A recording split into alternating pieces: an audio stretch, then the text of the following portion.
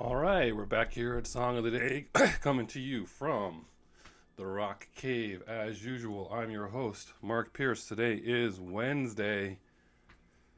Everyone knows what Wednesday is about, right?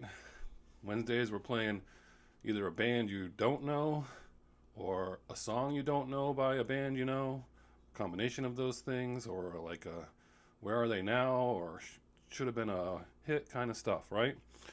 I have a very long list in this department. I just looked at it the other day, and this was just a cursory list that I jotted down the first time I thought of this idea, and there are some 54 bands or songs on there. So, and I keep adding more. So, looks like I have to do Song of the Day for at least another year. So, hopefully, you'll stick with me, right? This day is always a risk for me because, you know what? There's probably a reason why some of these bands have never been heard before, but I try to keep it to ones, obviously, that I think are either really good or chances are they're just ones that I've been listening to all these years that I really like, and maybe a lot of people don't care for it. But that's the risk we take on Wednesdays. I love to hear about what people think. If you know the band, do you remember them? Do you just think they're all right? Do you think it's good? I like to hear that kind of stuff. I like to hear the feedback. So, without further ado, today we're going with a band that Sarah and I both really love. And that band happens to be on my shirt today. That is Big Head Todd and the Monsters. How many people remember this band? Uh, Hopefully you do, right? So if you don't know them, give them a shot, all right? So let's tell their story. They are a band that was formed in the mid 80s, around 84, 85. The trio, Todd Moore, Brian Nevins, and Rob Squires, all went to Columbine High School.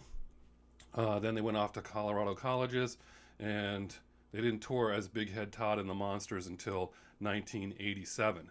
At that point, they just started playing locally and driving around and just playing live everywhere, and they just developed a huge following in the mountain states and the West Coast.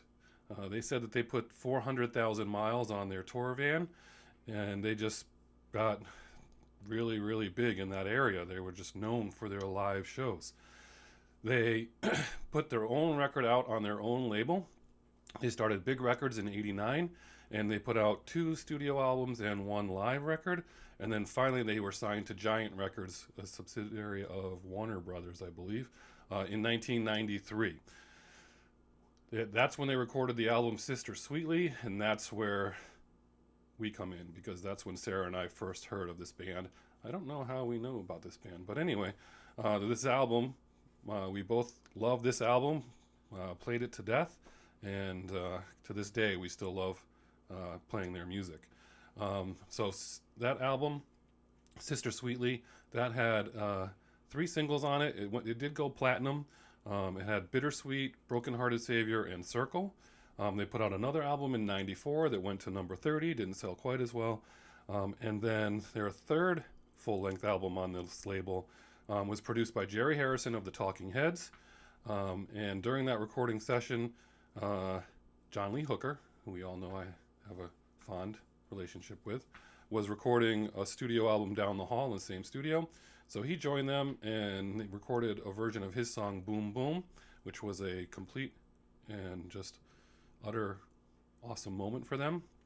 That song itself is a staple of one of their live shows, their current live shows.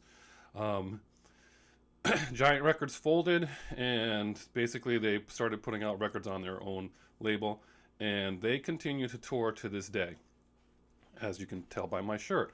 I first saw them, I've always wanted to see them, but I first got my chance about 3 years ago, I think, at Infinity Hall in Hartford. Great venue, by the way. And we went and saw them, and it was just amazing. It was one of the most amazing live shows I've ever seen. You know how we all love to go to a concert and, like we love it when they play the songs we know, all the songs we know. Well, we really only knew that album from this band, and they played covers and they played their own stuff, but they are just incredible live. So much so that when they came around again last year, we gathered up a bunch of our friends and said, you absolutely have to come see this band with us. They're really good live. You don't have to know any of their songs. And a bunch of us went, and once again, just entertained all night long. This is a band that you have to see live. If you get a chance after this pandemic is over, you need to go see Big Head Todd and the Monsters if you like music and live music. They are really, really, really good live. So, song of the day. When we go with the ones that we know, that's got to be Sister Sweetly and Broken Hearted Savior and Bittersweet. If I had to narrow those down, it would be Bittersweet and Broken Hearted Savior. I know Bittersweet is Sarah's favorite and Broken Hearted Savior is mine.